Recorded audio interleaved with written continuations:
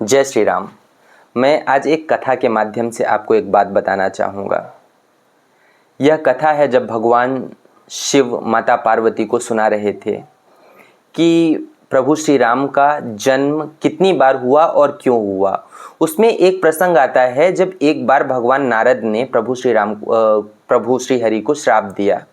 तो माता पूछती हैं कि हे प्रभु, नारद जैसे महाज्ञानी प्रभु को श्राप क्यों देगा, वो तो प्रभु के परम भक्त हैं।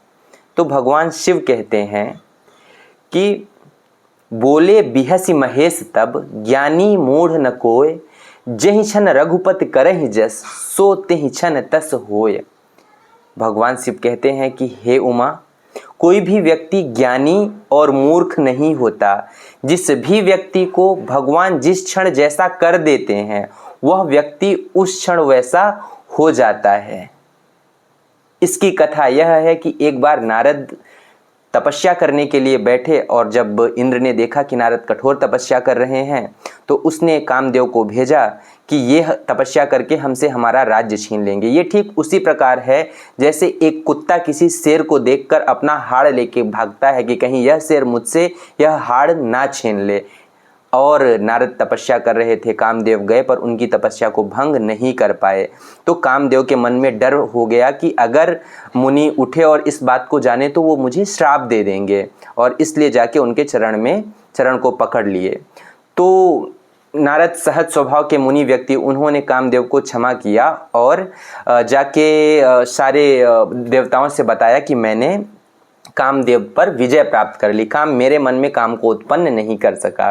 यही प्रसंग लेके वो भगवान शिव के पास पहुँचे कि प्रभु, मैंने कामदेव को जीत लिया, कामदेव ने मुझ में काम को उत्पन्न नहीं कर सका। भगवान शिव कहे, बात तो बहुत अच्छी है नारद, पर यह बात भगवान श्री हरि से कभी भूल कर भी नहीं कहना, और अगर यह प्रसंग कभी कहीं से चल भी जाए तो भी बोलना कि ऐसी कोई बात नहीं है, यह झूठा प्रसंग है।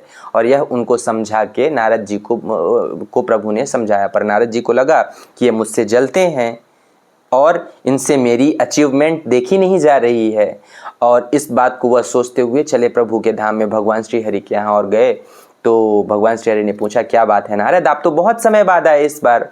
नारद जी ने कहा, क्या बताऊं प्रभु, और उन्होंने सारा वृत्तांत प्रभु को सुनाया और बोला, प्रभु मैंने तो कामदेव को जीत लिया, अब तो मैं आप लोगों के जैसा हो गया, कामदेव पर मैंने विजय प्राप्त कर ली। भगवान ने देखा कि नारद के मन में तो अहंकार का बहुत बड़ा पेड़ पैदा हो गया है, इस पेड़ को जड़ से उखाड़ना पड़ेगा, ऐसा तो कोई ना कोई व्यवस्था करनी पड़ेगी जिससे यह पेड़ उखड़ जाए। और नारद एक बार विचरण कर रहे थे तो भगवान ने एक माया रची जिसमें एक नगरी बनाई, सीलनिधि नाम की, सीलदीप्त नाम की नगरी, सीलदीप्त नाम की नगरी, जो कि भगवान के नगरी से भी ज़्यादा सुंदर, कई गुना ज़्यादा सुंदर।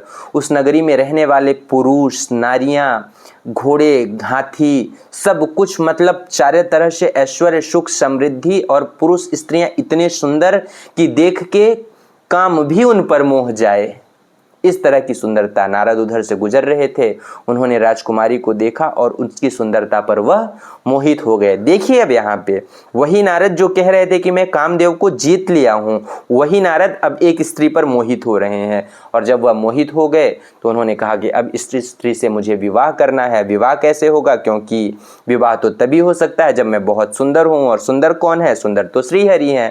उन्होंने भगवान श्री हरि को याद किया कि हे ईश्वर, हमें एक दिन के लिए आप अपनी सुंदरता दीजिए ताकि मैं एक इस स्त्री से विवाह कर सकूं। और उस वक्त में नारद ने एक श्लोक कहा कि जेहि विधि हो ही नाथ हित मोरा, करहु सो बेग दास मैं तोरा। और इस तरीके से प्रभु ने बोला कि ठीक है नारद, मैं वही करूंगा जिसमें तुम्हारा हित हो। और भगवान ने नारद को वानर की शक्ल दे दिया, वानर की शक्ल दे दी। अब नारद उस सभा में पहुंचे जहां स्वयंवर चल रहा था। उस राजकुमारी ने नारद की ओर देखा तो भयभीत हो गई और दोबारा उस तरफ उसने देखा ही नहीं, और नारद के सामने से गुजर गई। अब नारद के मन में तो व्याकुलता हो रही है, बार बार खड़े हो रहे हैं, बार बार कोशिश कर रहे हैं कि उस राजकुमारी की नज़र उन पर पड़े। वो तो व्याकुल है मन से उस राजकुमारी को पाने के लिए, परंतु बीच में प्रभु आते हैं जो प्रकट होते हैं और वह राजकुमारी उनको बरमाला डालती है और प्रभु उस कन्या को लेके अंतर ध्यान हो जाते हैं। और वहीं पे शंभू के दो गण बैठे हुए थे जो नारद का बार बार मजाक उड़ा रहे थे, पर नारद को ये बात समझ में नहीं आ रही थी कि ये मजाक क्यों उड़ा रहे हैं। और जब ये सारा वृत्तांत खत्म हुआ तो उन्होंने नारद से कहा कि जाके आप अपना शकल देखो। तो नारद अपना चेहरा जब पानी में देखते हैं तो वानर का चेहरा बहुत क्रोधित हुए, अत्यधिक क्रोधित हुए, क्रोध में एकदम लाल हो गए कि मैं अब जाके विष्णु को या तो मार डालूंगा या तो मैं खुद मर जाऊंगा। इस तरीके से वो चले भगवान की ओर और रास्ते में ही उन्हें भगवान माता लक्ष्मी के साथ में और उस कन्या के साथ में मिल जाते हैं जिसको भरने के लिए नारद गए थे।